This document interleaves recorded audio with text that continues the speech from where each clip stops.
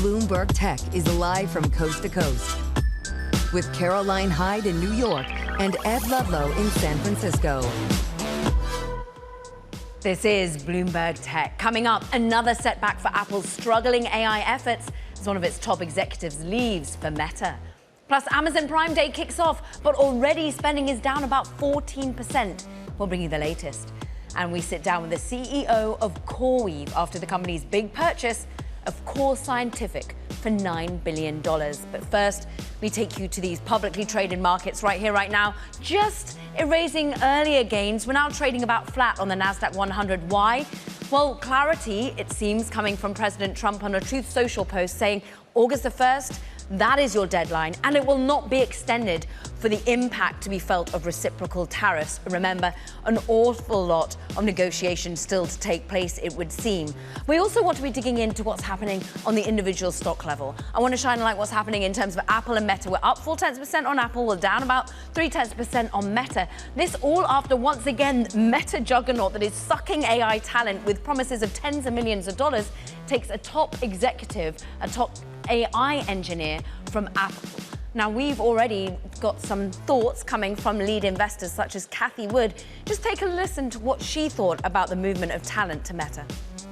What we've seen there is one turnover of management teams after another, and it's all around, autonomous driving is an AI project. It's the largest AI project on Earth, we believe. And so losing the talent that it has, and as I understand, it lost another one today to Mark Zuckerberg's top 50. So they've had a lot of trouble in this regard, and I think the burden of proof is on them.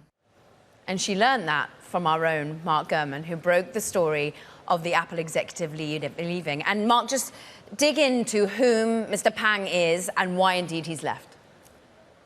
Yeah, so Roman Pang, he is the distinguished engineer and manager of the company's Apple Foundation Models team. Now, we talk about all these AI features, we talk about all these AI companies, but how does generative AI actually work? Well, large language models. These are the models that actually power this technology. And so all of these companies are racing to get the best engineers in the world who can develop these models. And Pang is known as probably the best of the best. He was the most respected AI engineer at Apple, the most respected AI executive at Apple, and one of the most respected model engineers in the entire artificial intelligence research community. So this is a massive swing from Meta, a major hire by Meta. And as big as a hire it is for Meta, it's probably even a bigger loss for Apple. Yeah. In many ways, this was one of the guys holding everything together there. We've known their AI features have been struggling. We know their models have been struggling. There's a lot of background. You can read all my articles about this as to why they've been struggling. But this is a pretty big loss for Apple. And I'm told in order to get Pang into Meta, they had to offer him a multi-year package worth somewhere north of $200 million. That's an extraordinary amount, Mark, and it paints a picture of the commitment coming from Mark Zuckerberg. But paint the picture of morale left over at Apple, because are more people likely to leave the Foundation Model team? I'm told there are more people likely to leave the Apple Foundation Models team. Obviously, Pang is the most significant AI departure from Apple since the generative AI boom started a few years ago.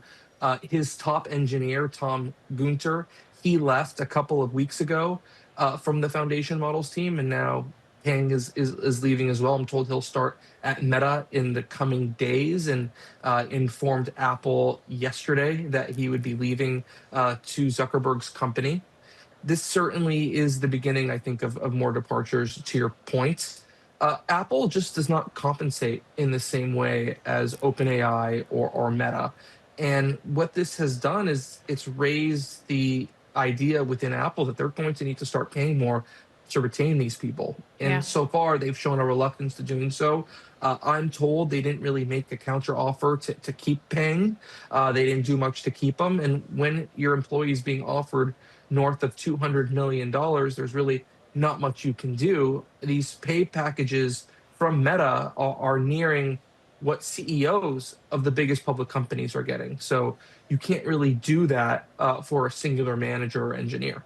Money talks, so does a vision to win. Mark Gurman, thanks so much. Extraordinary reporting, as always. Meanwhile, let's get the investor take here. Jed Ellerbrook is with us. He's portfolio manager at Argent Capital Management. And I just want to go broader here. The commitment that we're seeing from certain companies, take Meta, but also Microsoft and Google, the so-called hyperscalers, to invest with such certainty in winning the so-called superintelligence race. Is this the right thing you want to be hearing and seeing? Yeah, I think it is. This is an exceptionally big money competition. It takes really deep pockets to attract the engineering talent, to get the compute power. So the big companies are flexing their muscles and showing great commitment, and they're seeing the demand signs thus far that effort is worthwhile. And I think it's going to continue. And I think we're going to get a really good indication of that here in a few weeks when Microsoft reports their fiscal fourth quarter earnings. They will announce CapEx intentions for their next fiscal year, and I think we're going to see another big increase. Probably not as big as last year, but still a double-digit percentage increase to a number that's north of $100 billion. So before I dig more into the hyperscale and the AI trade, Jed, with your, more than 2 decades of experience managing money here in large caps, is Apple just one that you have to view in a different manner now, the way in which the company sees future growth?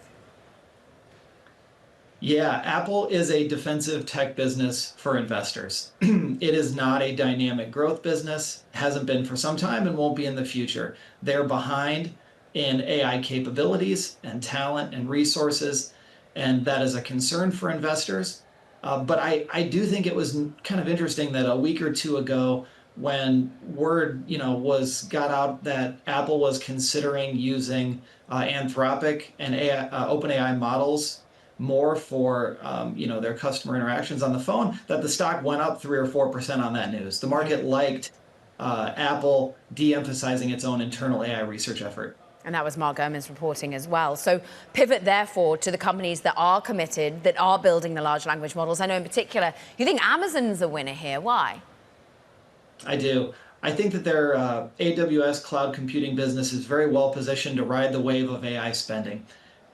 Enterprises are deploying AI tools on their cloud platforms.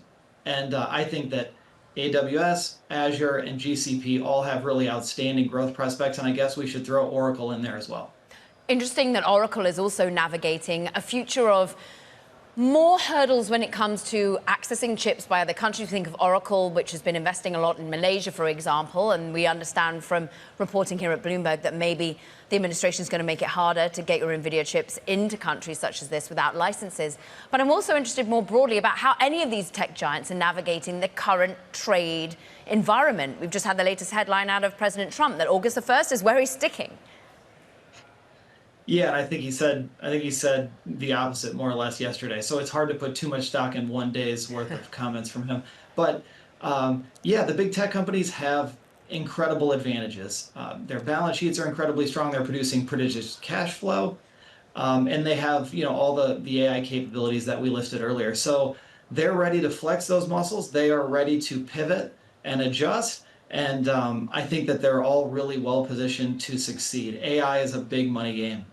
And is it one you want to commit more money to at this moment, Jed? We're basically near record highs.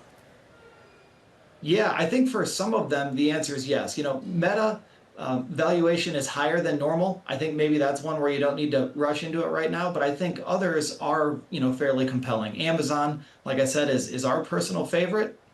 Microsoft has had a huge run-up here in the last month and a half. Maybe no need to rush on that one. NVIDIA, I think, is pretty compelling. Exceptionally strong competitive position with the GPU chips. They just sent out Blackwell Ultra, the first one into the wild last week. That's going to be an incredibly compelling product for enterprises and hyperscalers to put in their data centers. So yeah, there are places I think where you can put money to work confidently today in businesses that are AI beneficiaries. They send it out into the wild to CoreWeave, and we've got the CoreWeave CEO coming on a little bit later in the show. But Jed, last question for you. Is it all about American exceptionalism here still? Yeah, it's such an interesting investing environment today. We have, I think a fairly moderate growth U.S. economy, but with an AI revolution over here on the side that is very compelling, is going to continue, I think, for quite some time, both the investment and then, the inference demand, the software deployment. of these tools. So yeah, I think that the outlook for U.S. stock markets and for tech stocks in particular is pretty bright. Argent Capital Management, Jed Ellerbrook, it's been great having your perspective. Thank you. Look, let's shift gears and look at what the shares of Samsung are currently doing, trading in London as we speak, ADRs. And look, they are down by 0.8%. Profit fell for the first time since 2023. In fact, it plummeted 56%. This is once again about the chip maker not managing to win when it comes to high bandwidth memory yet. But is this the bottom? Some analysts feeling that way, investors feeling that way, particularly over at CLSA. And notably, we keep an eye on how these companies perform out of their earnings. Meanwhile, coming up, President Trump unveils a wave of letters, again threatening key trading partners with high tariff rates. Impact on big tech is coming up next for you. This is Bloomberg Tech.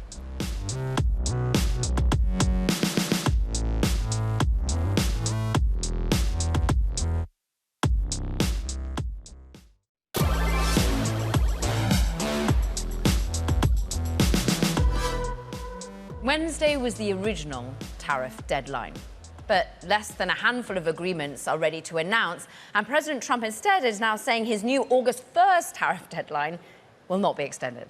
Let's get to the latest. Bloomberg's Balance of Power host, Kayleigh Lyons, is with us, taking to Truth Social to, well, try and tell us his commitment to this one. Yeah, this is after he was asked at the White House yesterday, Caroline, if this was a firm deadline. And he said, yes, August 1st is firm, though not 100% firm, indicating some degree of flexibility. And it seems that's what he's trying to course correct for with this Truth Social post today, saying that on August 1st, tariffs will start being paid. He says there has been no change to that date, and there will be no change to that date. I would just keep in mind that initially he had suggested there wouldn't be a change to the July 9th date either, and that is the action he signed yesterday to extend the deadline from July 9th to August 1st for various trading partners that we don't have trade deals with yet. He, of course, yesterday wrote 14 letters and sent them to the heads of 14 different countries, outlining the tariff rate that they will start paying next month in the absence of a deal, ranging from 25% for countries like Japan and South Korea, up to 40% for countries like Myanmar and Laos. Though he did say in the letter that if countries would like to open their financial markets, eliminate tariff and non-tariff barriers, the tariff set out in the letter could be revisited. So still leaving some wiggle room for negotiations here. The president also on Truth Social today is saying additional letters will be sent today, tomorrow, and for the next short period of time. So we do expect to get news on new tariff rates that are set on various countries. And we also could still see news on deals. Our understanding is that deals are getting closer for countries like India, for Taiwan, for the European Union as well. Signals that there has been progress there. It's just not clear when they may be announced and how robust they will be, or whether or not it's really just trade frameworks we're talking about here, knowing that the team that the administration has put together to work on these has struggled to make progress in a lot of arenas, not only because it's about the tariff rate countries could pay overall, but there's also sectoral tariffs to contend with. Existing ones like tariffs on autos and steel and aluminum, for example, but also ones that have been threatened, that have opened Section 232 investigations into them, like semiconductors and pharmaceuticals. And that could be a sticking point in all of these talks, Caroline. And of course, semiconductors key to this audience. Bloomberg's Kayleigh Lyons, thank you so much. Look, let's bring in Michelle Guider now for more perspective. She is the CEO of the Kruk Institute for Tech Diplomacy over at Purdue. You served as an Assistant Secretary of State for Global Public Affairs under the first Trump administration. That was 2018 to 2020. And Michelle, the big picture we need to remind ourselves is what the ultimate goal is here. Yes, they might have to push back deadlines, but the aim is to have fairer trade. Are we actually getting to that point? You're so right, Caroline. The big picture is really important here. So let's remember that tariffs are a tool that are a means to an end of a very big objective here, and that is for America to both design and physically build the technology infrastructure that is going to be the backbone of the free world in the next century. And so in order to do that, we have to build and in some cases rebuild a lot of critical industries here at home. And we have to rebalance the trade ecosystem in order to do that, because the current system right now disincentivizes our leadership in critical industry. It rewards offshoring, it punishes production here at home, and ultimately exports leadership in a lot of really important industries to countries overseas. And that can't be the case if we're going to lead in the new technology era. And I'll give you a really good example. For the AI revolution to happen, we have to build a lot of data centers. And in the pipeline at the end of 2024, we had 52 million square feet of data centers that we have to build in the United States. Do you know how much steel that requires? It's billions and billions of dollars of steel. How great for that to be built by American companies with American workers rather than from artificially cheap steel from international partners overseas. So that's what's at stake. It's American leadership in many critical industries that are going to be good for us, and it's going to be good for our allies. Many would say, though, taking out of chips, looking at defense, for example, or indeed looking at magnets and electric vehicles and the electrification of our economy here in the United States, we yet need more clarity on ultimate demand. Hearing time and time again from the defense tech startups that they need the DoD to actually buy the stuff, commit to. We're hearing time and time again that we can't start extracting rare earths that we don't have access to in the United States yet because there's not clarity on whether the energy field will really transition the way that they thought, particularly as you see the big, beautiful bill, as it's so called, seeming to drown out some of that movement to electrification. So, Michelle, how do they garner clarity and security here? Well, when it comes to clarity and it comes to certainty, I don't think there was anything more certain than the fact that tariffs were coming when Donald Trump was reelected president. It was a core pillar of his first administration when I served as assistant secretary. Fair and reciprocal trade was a core message that we are communicating to every international partner in 185 missions across the world. And you can even go back to 1988. There's an interview that Donald Trump did with Oprah Winfrey talking about how he would revamp U.S. foreign policy. And in that, he talks about asking our allies to pay their fair share. And he focuses on allies, he says, because they're much easier to talk to than our enemies. And he highlights what country? He highlights Japan. And he talks about how they're dumping cars and dumping VCRs into the American market. At the same time, they're making it really hard for Americans to do business. So this has been a long time coming, but we're trying to rebalance a trade system that's existed for 50, 60, 70, in some cases 80 years across 90 countries. It's going to take some time. And some deadlines are going to be pushed, and it's going to be a little bit messy. But at the end of this, if America can come out leading in critical industries, that'll give really good certainty to our businesses in the long term.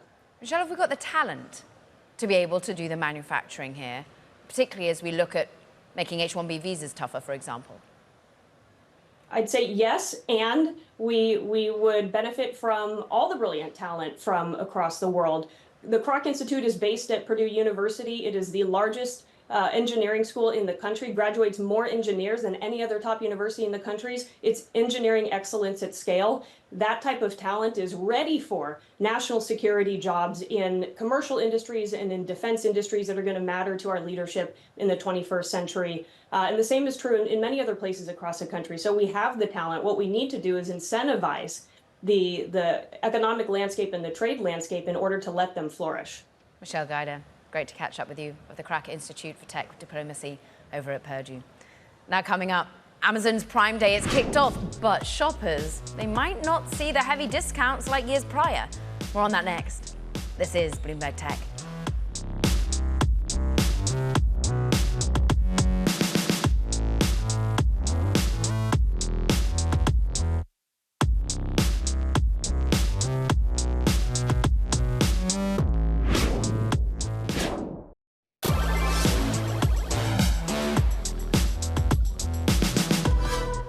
Time now for Talking Tech. And first up, your sensitive data, well, should from today be safer after a Justice Department rule takes effect today after an end of a 90-day grace period. Now, companies across sectors must now comply to the safeguard of bulk transfers of sensitive data from countries that pose a national security risk, including China and Iran. Plus, Epic Games, well, it has settled an antitrust case against Samsung, alleging that the company was conspiring with Google in blocking rival app marketplaces by default. Epic dismissed all antitrust claims against Samsung and Google, but Google remains a defendant on several non-antitrust claims. And some brands and consumers are sitting out on this year's Amazon Prime Day as President Trump's trade war really rattles shopping sentiment. Some merchants are actually unable to offer discounts due to increased costs from tariffs. And some shoppers, well, they're planning to skip Prime Day altogether. Prime Day spending has already fallen, it currently seems, 14% in early hours compared to 2024. So let's get to it. Bloomberg's Spencer Sopo can give us the inside track. Is it all about tariffs here, Spencer? Yeah, tariffs are definitely a key factor. This is like our first Prime Day since President Trump's Liberation Day tariffs. And that really just created, even though a lot of the tariffs are still on again, off again, and being negotiated, it's just this cloud of uncertainty that has, forced a lot of businesses to just be cautious. How much inventory do we have in the country? Do we really want to discount it that deeply if we're trying to protect our margins from tariffs down the road? So all of that stuff is kind of weighing down on Prime Day this year. So why are they making it so long, such an extended period? And what ultimately do you think they'll end up offering here? That's a really great question. So Prime Day started as 1 day, when they started in 2015, and it gradually got longer. It was 2 days last year, and now it's 4 days this year. The best thing to see is that, like, a lot of their competitors, like Walmart, has like a 6-day sale, and I think Target has a week-long sale that they might, Amazon's likely looking at those and saying, okay, let's just extend the number of days and prevent us from losing sale to a lot of these competitors. And especially competitors like Walmart and Target, the appetite is really strong for everyday essentials, things like snack packs for lunch boxes. So Amazon needs to fight them on the grocery aisle as much as for electronics. Yeah, and when you think of electronics, you will immediately think of China. Just more broadly, how have the companies you speak to that sell via Amazon been navigating the on-again, off-again feeling around tariffs? Well, right now, in terms of Prime Day, we're seeing Apple is going very hard on discounts, very, very deep discounts. I spoke with the crazy coupon lady earlier. They kind of track all of these deals, and they use Black Friday last year as a benchmark, and they're seeing Apple kind of, going even less than some of their Black Friday deals a year ago. They called out one thing in particular, like the AirPods 4, earbuds were discounted very steeply. But then you contrast that with Amazon's own devices, and the discounts on things like their Echo speakers and stuff were pretty soft. So we're seeing these companies react differently, to the tariff situation. And question is how the shopper reacts. We'll get the data throughout the day. Spencer Soper, brilliant to have you. Thank you. Coming up, we're going to be speaking with the CoreWeave CEO, Michael Intrator, after the company's $9 billion purchase for Core Scientific. That's next. This is Bloomberg Tech.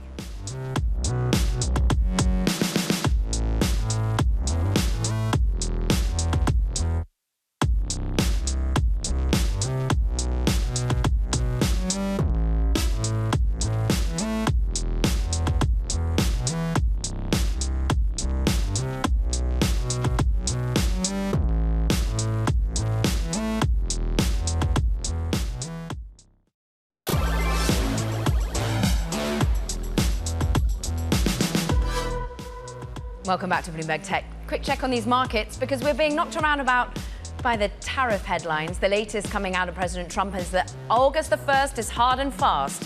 You will see those reciprocal tariffs put into force on that date. We're currently just off by about 0.1%. On the upside is the likes of Tesla and Nvidia from a points perspective. On the downside, Amazon drags as we see Prime Day off to a slow start. So too is Google and Microsoft on the red. But let's look at Datadog for a moment, because this is a company that's about to enter the S&P 500 this week, but we're off by 3.8%. This is as we get a key downgrade from Guggenheim. Why? OpenAI optimization risks, so they say. They cut to a sell from neutral, worrying about the longevity of that particular client, so says Howard Ma.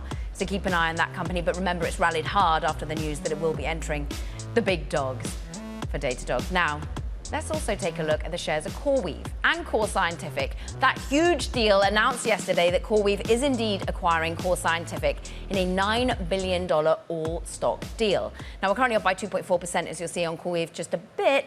But all of this is about boosting CoreWeave's infrastructure to meet the insatiable AI demand. And we get the inside track with Michael Intrator, who's the CoreWeave CEO now, hot off the heels of this particular deal. Why, Michael, go vertically integrated? Explain it for us. Sure. Thank you for having me. The cloud marketing at large is going through this incredible inflection point where the scale of what needs to be built, the type of infrastructure that needs to be built, the software that's required to be able to build it, all of those things are changing in a generational way. Yeah. And when we have talked about our company, and I have not been shy about this. I believe that there is an opportunity to integrate so that vertically, so that you can deliver the best solutions to your clients that are the largest, most sophisticated consumers of this infrastructure. And so we earlier this year, you saw us move up the stack with the acquisition of Weights and Biases, where we provide an extension on the software that we have, right? So our software is like really focused on orchestration and monitoring of the GPUs. As you move up the stack into Weights and Biases, it connects closer to the clients. And if you move down the stack, you're down into the physical data centers, the power requirements, all of those things. I think people, the investor base, saw Weights and Biases as margin accretive, as more able to really bring the profitability to bear. Yep. But many worry, and I cite, for example, Stifel, downgrading the stock. They seem positive on the long-term idea of this purchase of Core Scientific, but a vertical data center provider changes the valuation structure from their perspective. Why go down the stack when perhaps it doesn't make you as profitable? Yeah, so I would take issue with that assessment. Let's do that. I think that there's enormous opportunities for us to capture margin by insourcing the infrastructure component of it, one. Number two is, I think that in a market that is as dynamic as this market is, the ability to have more physical control over your ability to build, more control over your ability to deliver infrastructure is enormously valuable to a company like ours. And what we're doing by integrating with Core Scientific, a company that we know very, very well. We have very long-standing relationships with them. Our first contract was in 2018. And you tried to buy them for about $1 billion last year, right? We did try to buy them for last year. During that period, we've extended our relationship with them. We've expanded our relationship with them. We continue to think, as they continue to think, that the integration of the two companies is net positive for both investor groups. And over time, we believe that will become incredibly clear to the investing public at large. Let's talk about that over time perspective, because I think Ruben Roy over at Stifel is saying, look, longer term he does get it, but we need to see material margin accretion and growth benefits. What sort of time frame are you seeing that? Yeah, so look, when you insource a data center that you have a hosting contract with, where you're building your infrastructure, is immediate, right? Because as soon as you acquire them, you've moved the contract with which you're paying them on a monthly basis into internalizing it. And so you will see a margin accretive impact associated with us purchasing them as soon as this deal closes. And so once again, I take issue with the assessment that this is not going to be margin accretive. I actually think it's going to be enormously margin accretive for the combined companies, but I also think it's going to be incredibly constructive for our ability to meet the demands of the clients. And what gets lost in this discussion sometimes is that you have a group of clients that are moving so incredibly fast to build infrastructure at enormous scale that they require to be able to deliver artificial intelligence to the world. Our ability to control our destiny in terms of how we build, where we build, when we build, by integrating the two companies, we're making huge strides in that direction. And you get 1.3 gigawatts thereabouts of the power that's going to be in the data centers. Just talk to us a minute about, say, the Oracle OpenAI reported deal. 4.5 gigawatts is what they're seeing promised to OpenAI in the longer term. Is that achievable, that sort of measure of scale, of power, of necessity to go into the data centers? It is. It's going to take a lot of work. It's going to take a lot of investment. It's going to take a lot of thought around how you do that. And that, once again, leans back into the idea that you want to vertically integrate so that you can do it in the most efficient, most effective way. What's the hardest work? Well, there's a lot of hard work here, right? Like, the integration of two companies is always challenging. The ability to continue to extend our capacity to deliver infrastructure is always enormously challenging. Is energy the bottleneck there? Energy is a bottleneck. The pipeline of projects within the core scientific portfolio positions us to jointly be able to deliver infrastructure on the largest scale in the world. And so when you look back over the last several months, we did a $12 billion contract, right? Or just under 12. You saw the $30 billion contract. The demand is voracious. And is it just coming from Microsoft? Is it coming from more players now for you? It's coming from more players. I mean, during our earnings, you heard me talk about the fact that we actually had a second hyperscaler begin to come on board and use us as a solution for building the highest quality infrastructure and delivering compute to them. And so you're really starting to see us broadening our client base, which is going to be a work in progress for a long time, because there is concentration with these really large contracts. But it's been a incredibly important for the whole company and for the investors in the company to see the progress that we're making, bringing on more and more names, across the enterprise space, more names across the AI labs and the AI native, increasingly building our footprint among the clouds. It's really been a great indication of the demand for the product that we deliver, and we're positioning ourselves to be able to deliver it faster and larger. And look, the share price has rocketed off the back of it since your IPO earlier this year. But I try and understand a little bit about the acquisition play that you're making. The fact that it looks as though you're emboldened to do more.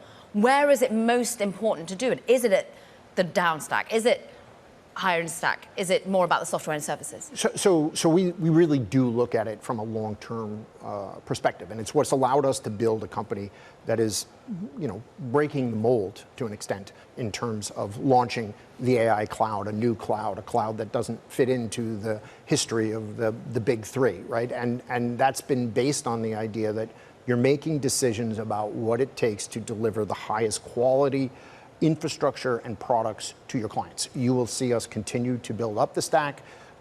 This acquisition of Core Scientific is an example of us going down the stack. We have other data centers that we are building internal to the company. It's part of this strategy of how you get to scale, because only by getting to scale are you relevant in this revolution that's occurring within the cloud space. And this is an important building block, an important step for us to be able to ensure that we are able to continue to participate in the scale building of this infrastructure. We loved hearing the vision. Michael Intrator, thanks for coming on to join with us. He's the CEO of CoreWeave, hot on the heels of that big deal. Meanwhile, coming up, startup Nothing is betting big on a phone they designed to be used less. We speak with the Nothing CEO, Carl Pei. That's next. This is Bloomberg Tech.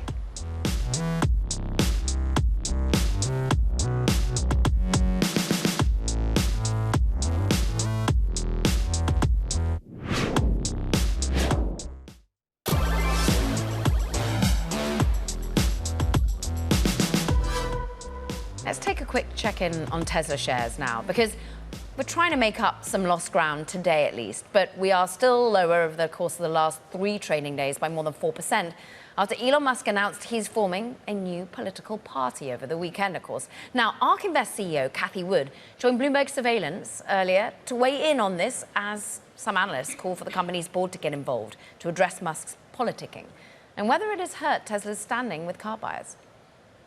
We've been dealing with controversy around Elon Musk in one form or another since we first bought the stock when the company was founded in 2014. And we own Tesla it's one of the top holdings in 3 of our ETFs, so ARKK, W, and Q. So we are watching this like a hawk, no question about it. But with the experience over the last 11 years, we turn around today and see Tesla really not an EV manufacturer anymore, moving into the robo-taxi age, we believe successfully, and we believe it will scale much better than most of its competitors. We see SpaceX really owning 90% of all of the satellites out there, Neuralink transforming lives of paralyzed people, people with ALS, and probably most surprising of all, XAI. Now, we own all of those, again, in our venture fund, following them very carefully.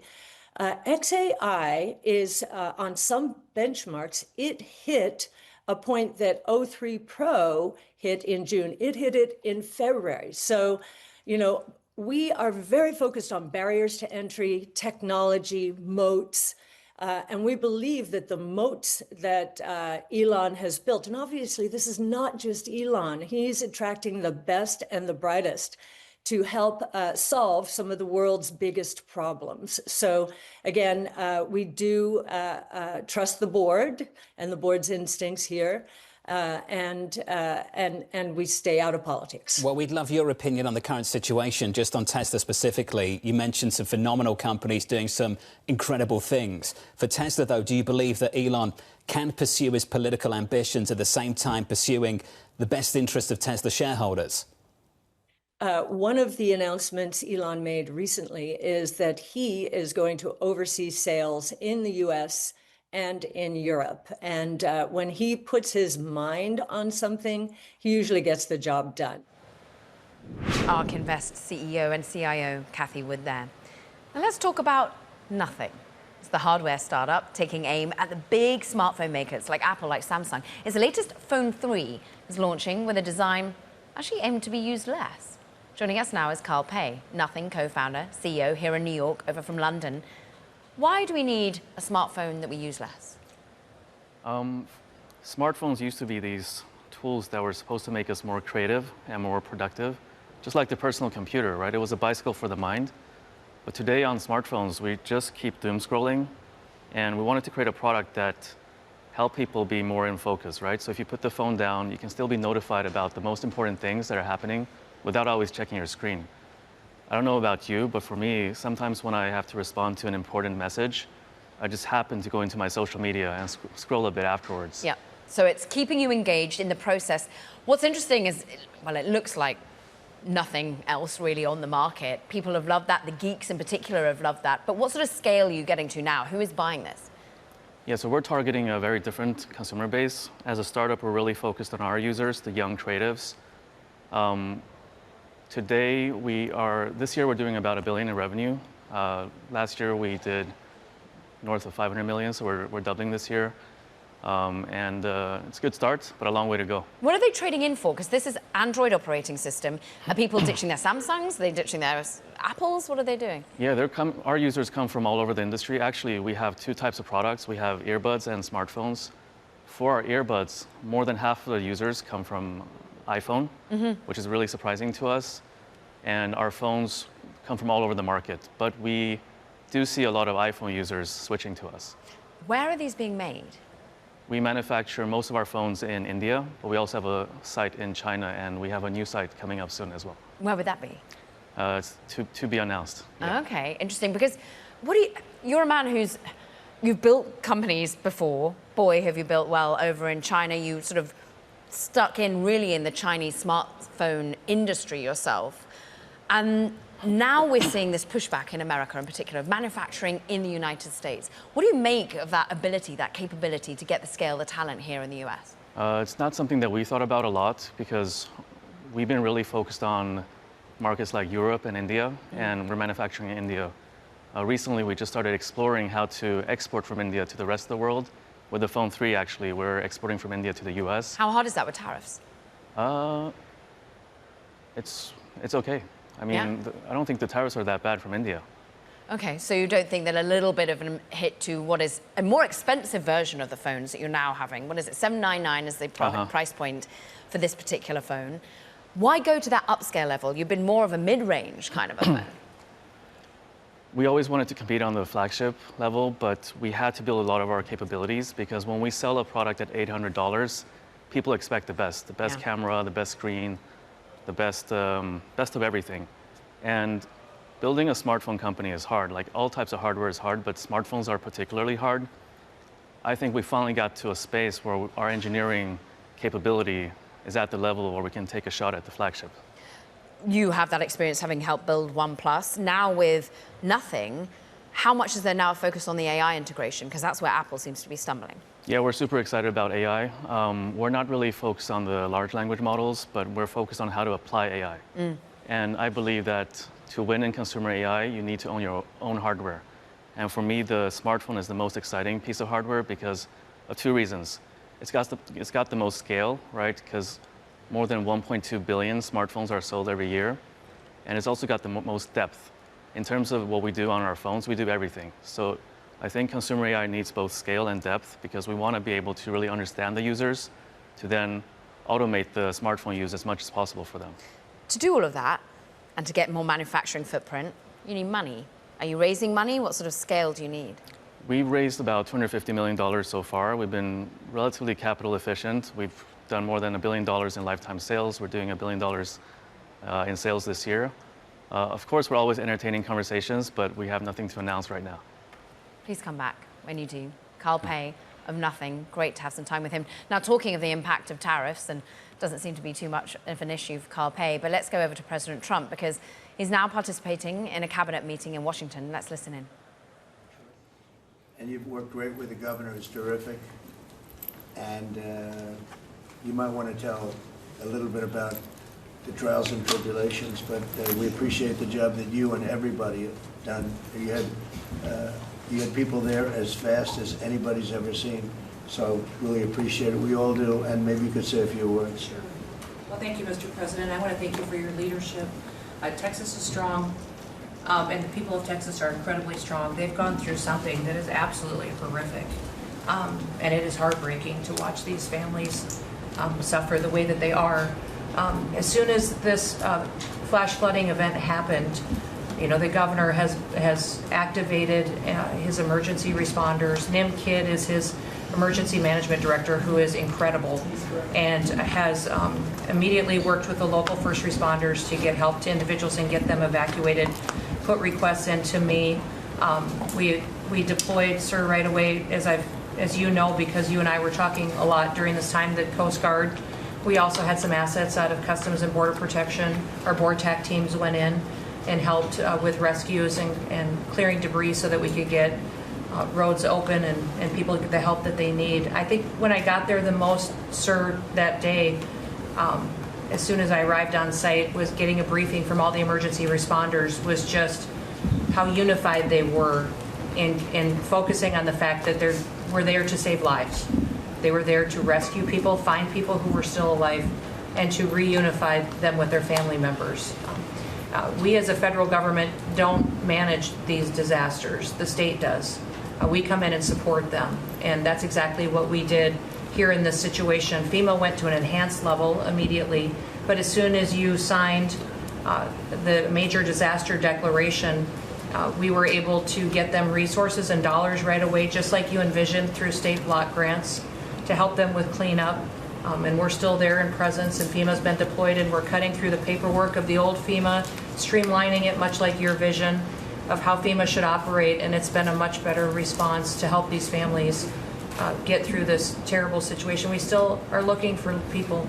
We're still looking for a lot of little girls and other family members that were camping along that river, and they will continue until they find every single person, and we will continue to help them and assist in that. I was surprised when I got there at the camp that day, right after this happened, the parents that were there, the parents that were looking for their children and picking up their daughter's stuffed animals out of the mud and finding their daughter's shoe that might be laying in the cabin, and just hugging and comforting people matters a lot. I'm extremely grateful for God's hand in that whole situation, because hundreds and hundreds and hundreds of people were saved.